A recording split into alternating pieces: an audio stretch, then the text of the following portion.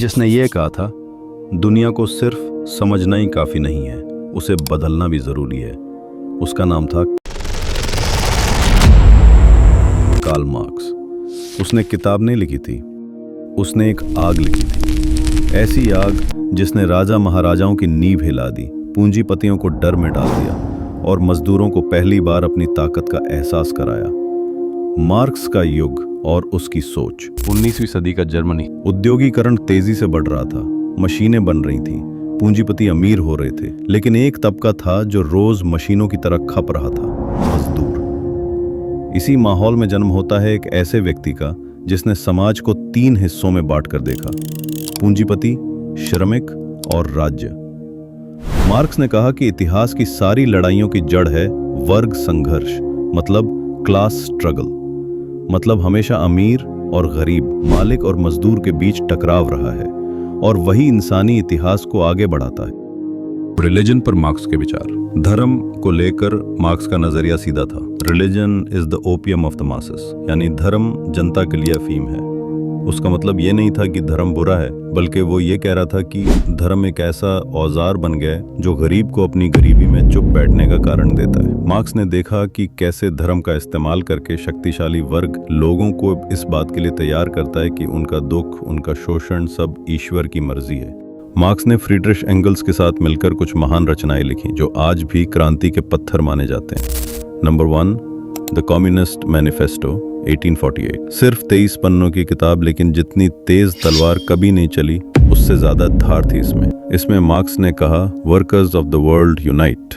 Number 2, दास कापिताल 1867। ये एक आर्थिक ग्रंथ है जिसमें उसने पूंजीवाद मतलब कैपिटलिज्म की बुनियादी खामियों को उघाड़ कर रखा, बताया कैसे पूंजीपति श्रमिकों के श्रम को बेचकर मुनाफा कमाता है। Number 3, critique of Hegel's philosophy of right, जिसमें उसने राज्य, धर्म और समाज की संरचना पर विस्तार से विचार रखा। नंबर 4, क्या दुनिया ने मार्क्स को अपनाया? हाँ और नहीं, दोनों। सोवियत यूनियन ने मार्क्स के विचारों को अपनाकर पूरी सत्ता को बदल डाला।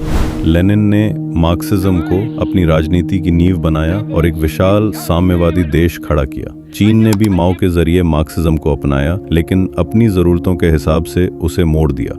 क्यूबा, वियतनाम, उत्तर कोरिया, कई देशों ने मार्क्स को अपना आदर्श माना, लेकिन समय के साथ मार्क्सिज्म पर सवाल उठे। क्या ये आज की दुनिया में प्रासंगिक है? क्या ये आर्थिक विकास रोकता है? क्या ये इंसानी स्वतंत्रता को खत्म करता है? आज की दुनिया एंटी मार्क्स या नियो मार्क्स? आज का युग कहने को तो पूंजीवाद का है, कंपनियां फल फूल रही हैं, Amazon, Google, Ambani, Elon Musk, लेकिन वहीं दूसरी ओर इनइक्वालिटी बढ़ती जा रही है। करोड़ों लोग गरीबी में जी रहे हैं, जबकि कुछ लोग अरबों में खेल रहे हैं।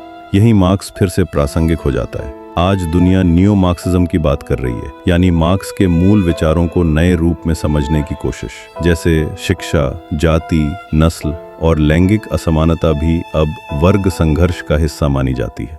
आज भी गूंजता है मार्क्स का सवाल, क्या पूंजीवाद इंसान को सिर्फ एक उपभोक्ता बना रहा है? क्या हम सच में आज़ाद हैं या मार्केट की गुलामी में जी रहे हैं? क्या मजदूर का मूल्य अब भी मशीन से कम है? इन सवालों का जवाब मार्क्स ने आज से 150 साल पहले दे दिया था। कार्ल मार्क्स एक विचार था, एक आंदोलन था और आज भी एक चेतावनी है। वो कह गया, समाज को बदलना है तो पहले समझो कि उसे तोड़ा किसने है।